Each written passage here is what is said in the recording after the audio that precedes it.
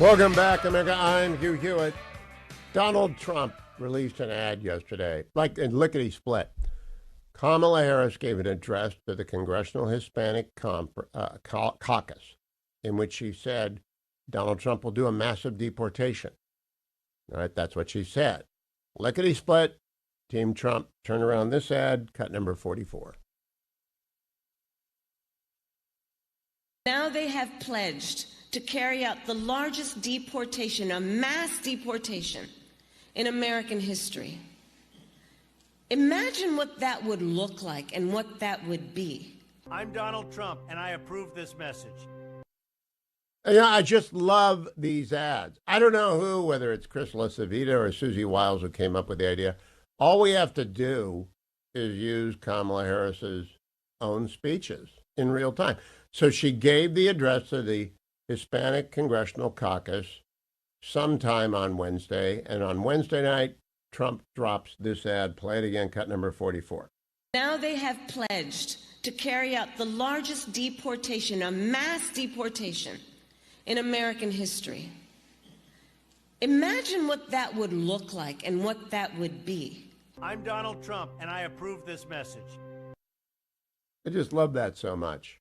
All right, let's go back to former President Trump in Long Island yesterday, cut number 30. And so I say to the people of New York, with crime at record levels, with terrorists and criminals pouring in, and with inflation eating your hearts out, vote for Donald Trump. What the hell do you have to lose? What do you have to lose?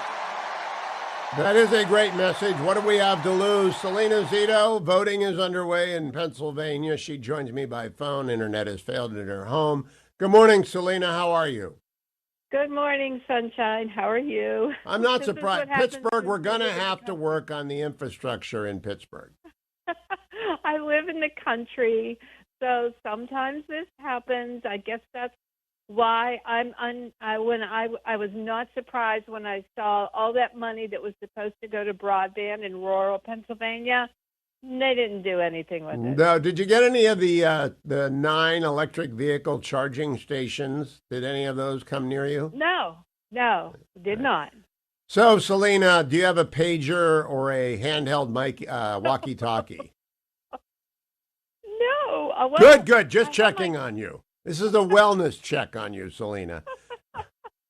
Now, I next want to ask you, I have laid out all my arguments for voting for Donald Trump this morning in Fox News, and I did so today because voting has begun in Pennsylvania. The new Gallup number says Kamala Harris has a 60% unfavorable rating. Yesterday, the Fox pollster on with Martha McCollum said Hispanic Pennsylvanians favor Donald Trump by 8 points. What do you think is happening in Pennsylvania? The key state is the Keystone State in 2024. Well, I've been writing about this for a while, and I've been on your show talking about this. Pennsylvania has made a consistent rightward turn there, but granularly since before 2016, since 2010. And you just see the evidence of it in the polling. Now, I will tell you this. In 2016, if you remember, the polling did not show Trump in a favorable place. It absolutely did not. But my guiding force was 2 things. Interviewing people, however anecdotally, on the ground in the counties that I thought were going to change, but also the Gallup poll on the direction of the country and favorability of Hillary Clinton. And those 2 things helped me consistently believe that he was going to win my state, even though the evidence, outwardly, right, in particular in the larger elite institutions, told us everything different. And I am in the same place that I was in 2016. This year feels very much like 2016 and very little like 2020. And if you look at the story that I just did about the movement of Pennsylvania's voter registration, the new numbers that came out on Monday, that holds up. That was a stunning column. Would you review voter registration for Republicans has skyrocketed in the Keystone State?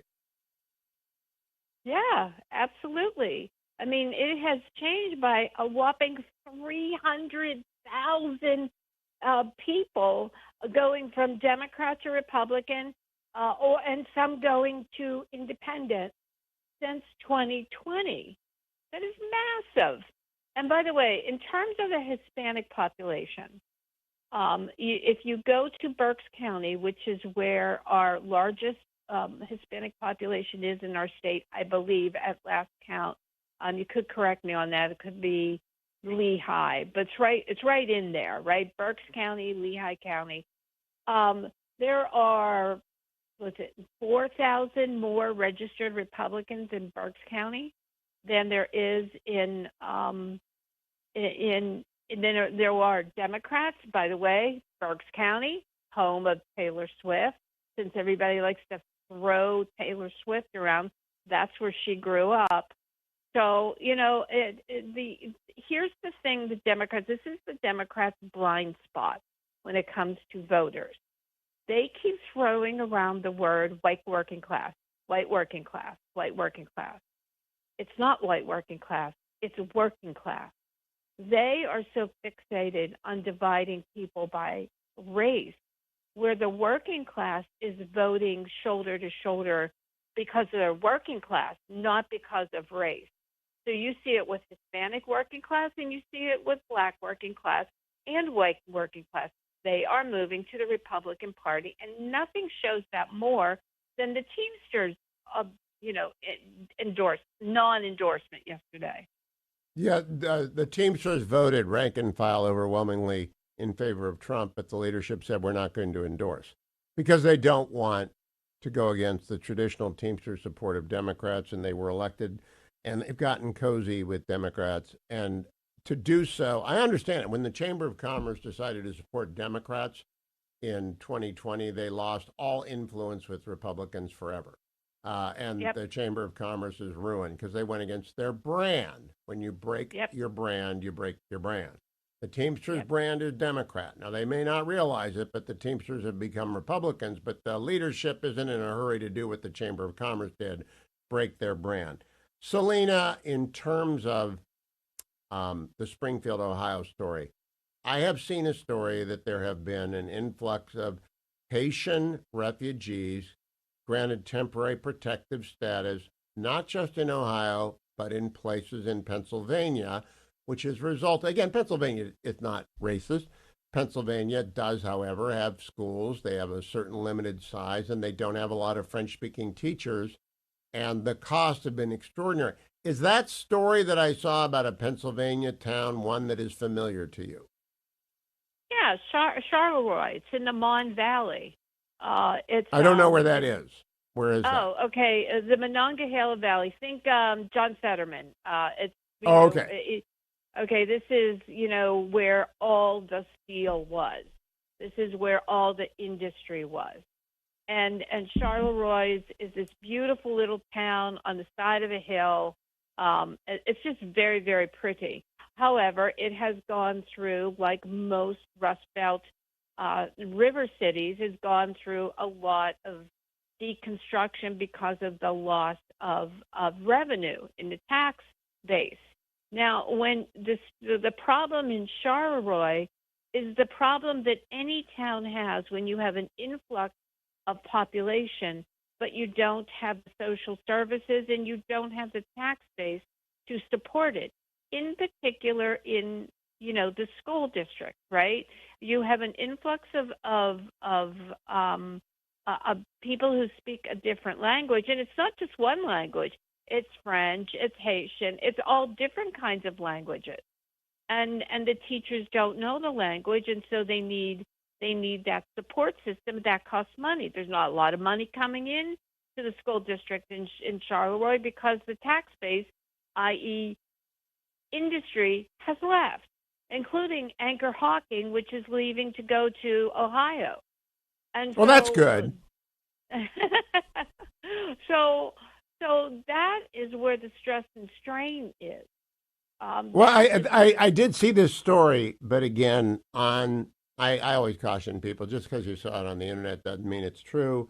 There wasn't a source quote. The family was talking, the husband and wife were talking in a hallway to a reporter, and it didn't have identification. I did not know. I trust Salena and her reporting.